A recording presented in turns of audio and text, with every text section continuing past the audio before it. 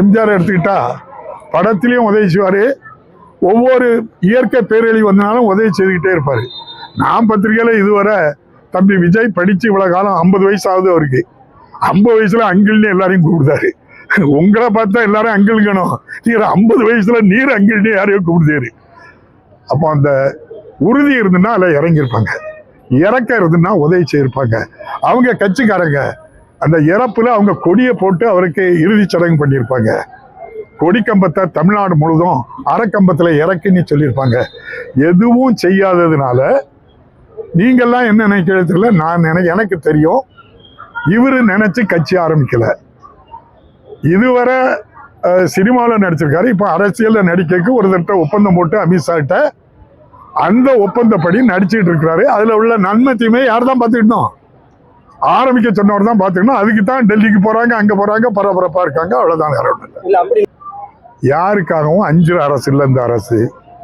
யாரை கண்டு பயப்படக்கூடிய அரசு இல்லை. தலைவர் எப்படி, பெரியார் எப்படி, அண்ணன் எப்படி, கலைஞர் எப்படி, எல்லாருக்கும் உங்களுக்கு தெரியும். ஒரு சம்பவத்தை சொல்றேன். கலைஞர் கைது செய்யப்பட்டார். நம்முடைய மாண்புமிகு நீதியரசர் அசோக்குமார் அவர்கள் தான் சொன்னாங்க, எல்லாம் கல்லெஞ்சக்காரங்களா, உங்களுக்கு என்ன ஒரு இறக்கமே இல்லாம இவரை இப்படி நடு ராத்திரில போய் பண்ணிருக்கலன்னு சொன்னார். அதுக்கு ஒரு பேரணி நடந்து மனு கொடுக்க வந்தாங்க காவல்துறை அதிகாரிகிட்ட, பீச்சில் இருக்கக்கூடிய தலைமை அலுவலகத்துக்கு.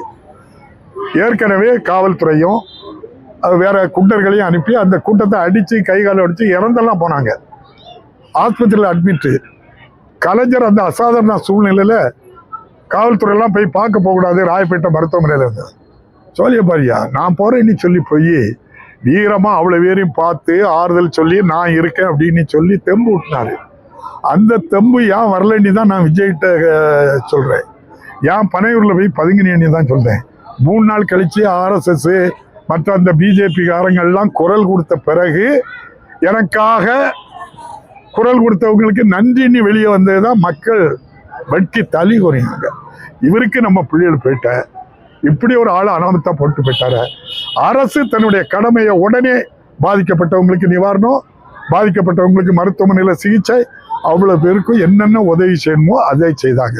அவங்களுடைய நோக்கம் ஒரே நோக்கம்தான், இருட்டுக்கு போகணும், அவங்களே ஜெனரேட்டர்ல லைட்டை போடணும், அதை அப்படியே அவங்களே ஆஃப் பண்ணணும், குற்றச்சாட்டை பழியே இன்னொரு மேலே போடணும்னு போனாங்க.